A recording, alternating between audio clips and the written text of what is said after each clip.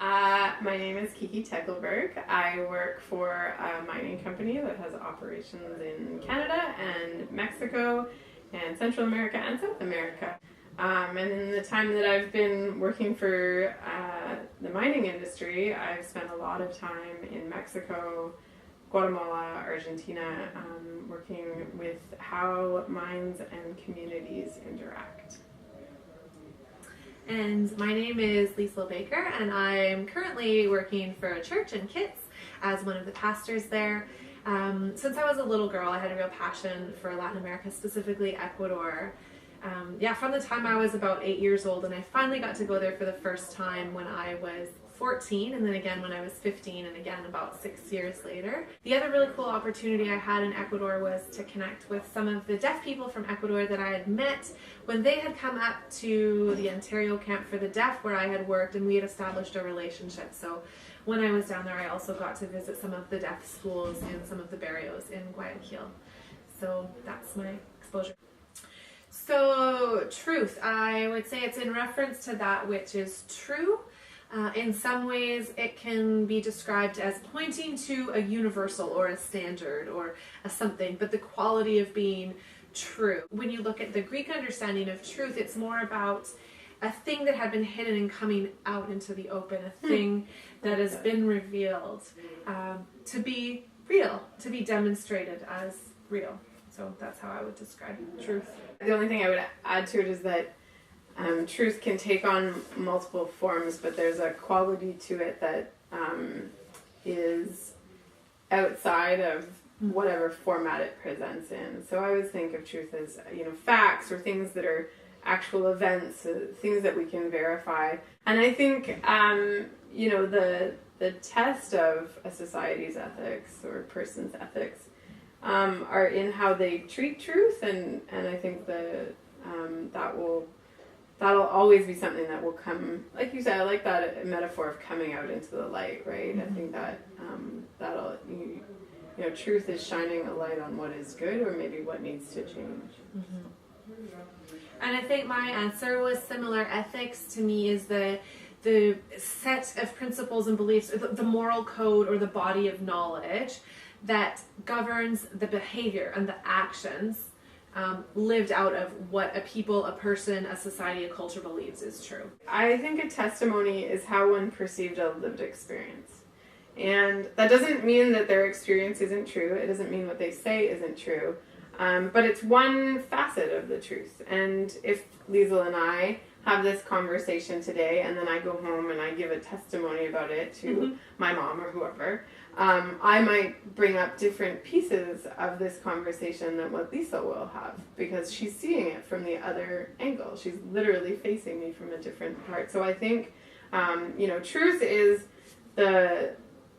the whole and the sort of 100% of the experience, but testimony, you can only speak from your vantage point, I guess. And so it's one aspect of the truth. Sentence structure is different, fundamentally different in Spanish than it is in English, right?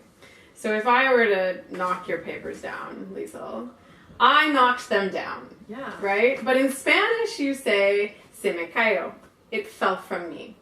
It's the paper who did it. Blame the paper, right?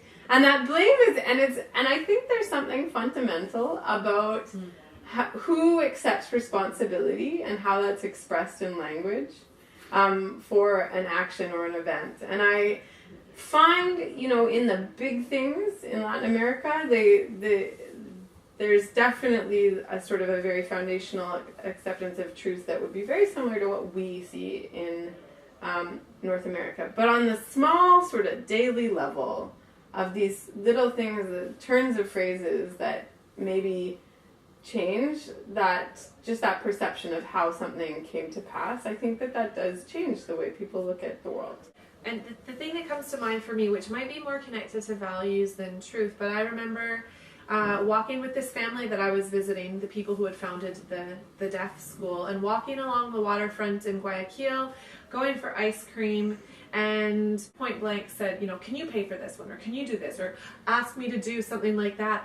And I was so startled and almost offended offended because I would have wanted to offer that. And then when I asked them about it later, they did that because they had already welcomed me as their own. There's been a big move, especially in the past few years or decades, from trust in authority and from truth and authority being held in institutions, whether that is the government, whether that is in a belief system and a value system that is bigger than ourselves, whether that is in the church or religion, to we are all becoming the final say. And authority is shifting more to individual persons. I think probably the most terrifying piece about it for me is how people don't recognize it anymore.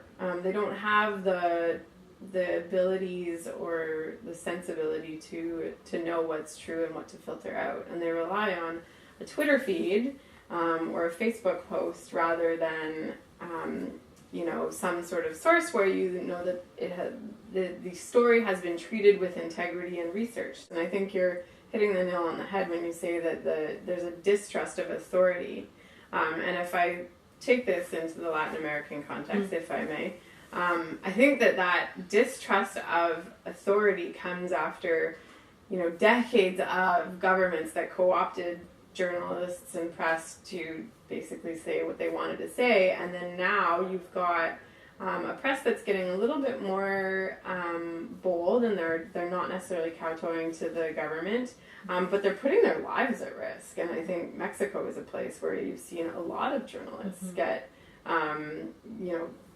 just be taken out if they write something that whoever doesn't like, right? And that protection for an integrity of the truth, and it's not necessarily, society doesn't put the energy and time into protecting those people. And I think there's an aspect of cynicism that has brought it on, and also when I think of friends and people that I knew or know still in Latin America, it comes out of a place of discouragement, where what they have been told has been found, told to be truth, has been found to not be truth for so long that now, well, who cares anymore, and how can we trust this, and what's the point? And so it's kind of, from my perspective, I don't see it as a positive shift in society. I find it is really the result of a lot of brokenness. If you study natural law, there are principles in nature and principles in science that govern our existence and that keep the world holding in the balance. And so in that sense, there must be universal truth. Yeah, and I would add to that, I think that universal truth are the things that are, if you want to say, supracultural, and they exist above culture. And there's definitely perceptions and beliefs, and those are all fine, modes of operation, and the way what's considered polite and what's not considered polite, what's making someone pay for ice cream or not making them pay for ice cream. But I think that there's still fundamental principles that any culture values, and I think universal truth applies to those. And I'm going to bring it back to some of those things we were talking about earlier when it comes to justice and ethics. And I think if you were to look at a hunger for justice in Latin America, particularly having come out of decades of civil war, and atrocities that were put in place by either governments or gangs or whatnot, people have lived through that, and sweeping it under the rug and saying that didn't happen and that it doesn't need to be dealt with doesn't help anyone. Just as in Canada, where we're going through a truth and reconciliation process, pretending that it didn't happen and not dealing with it. This is where I think universal truth really is patently obvious to everyone, is in the face of injustice and trying to reconcile that and trying to bring hope back into the world. At the end of the day,